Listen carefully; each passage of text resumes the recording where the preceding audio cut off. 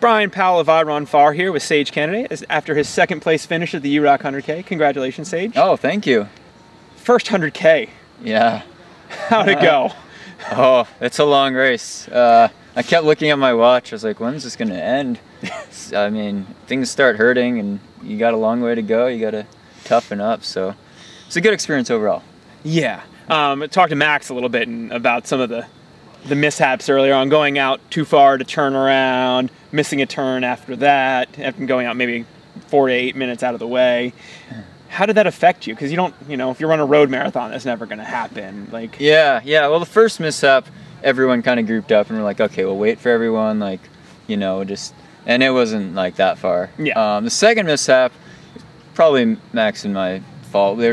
We got distracted and we missed a turn. It was marked, so it wasn't, It kind of reminded me of checking out just because I was like, man, I got to run a little extra now, but I don't know I don't think it was that far, but it was a little discouraging because we got back on the trail and we had a little gap in the lead and then we were like behind playing catch up. Yeah. Yeah, I think we were like 4 minutes or 5 minutes off the lead.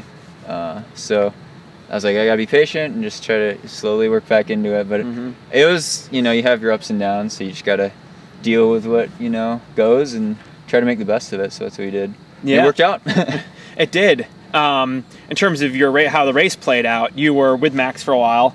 When did you lose contact with Max? 'Cause you were with him when you went by Dave Riddle and Dave Mackey. Yeah. Let's see. We went through an aid station.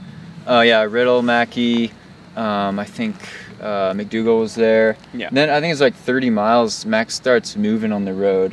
This road section going out towards that next aid station at 32 miles, I think. So then he had like a minute on me going into that trail. You do a 4 mile out and back, some somewhat rocky trail, and I was just like, man, I got to pace myself.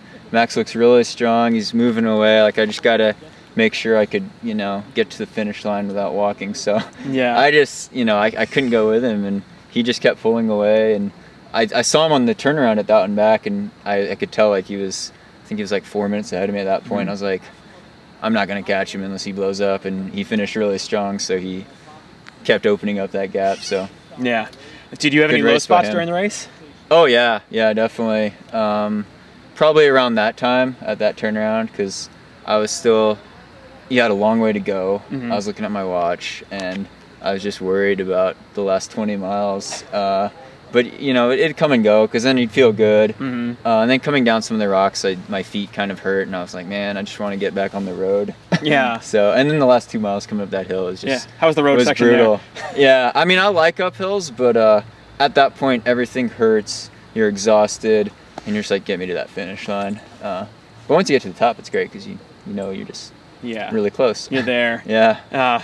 I mean, how does that feel? Like, you ran, you won Mount Washington earlier in the year where you're, pushing all out for just under an hour. Yeah. Versus here, you've run for 7.5 hours. Yeah. And you still have a 2.5, 3 mile climb with a couple thousand feet.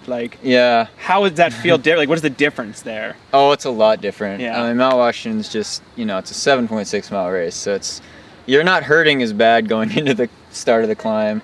Whereas here, it's just like, it's almost like a different type of pain. It's like Mount Washington, you're burning yourself in the fire real quickly, and the pain's over. Here it's like you're roasting yourself over coals for hours and hours, and you just got to mentally be really tough with the suffering to suffer fest. So this is your 100k debut. It was Max's as well.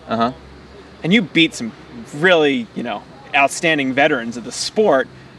Does it have you excited for the future and running sort of longer races? Yeah, definitely. Yeah, it was an honor to be here, and the competition was top notch. So it's pretty exciting for me. That race really hurt though. Like I couldn't imagine running 100 miles. That just sounds horrible. So maybe eventually, but I don't. In the near future, I'm gonna do North Face 50 and probably get some more 50 milers, maybe even 50Ks under my belt first. Because 100 miles, that sounds so far. I'd definitely like to do this race again next year. Would you ever consider trying going for the American 100k team? Is that on the roads? Yeah, definitely. Yeah, I'd really like to. I got to represent the U.S. at the mountain championships, and it's always a blast to be able to travel and wear the U.S. jersey, represent your country. So it's a huge honor, and I think I could maybe, you know, hopefully be able to qualify for another team like the 100k team. Still a long way. Yeah.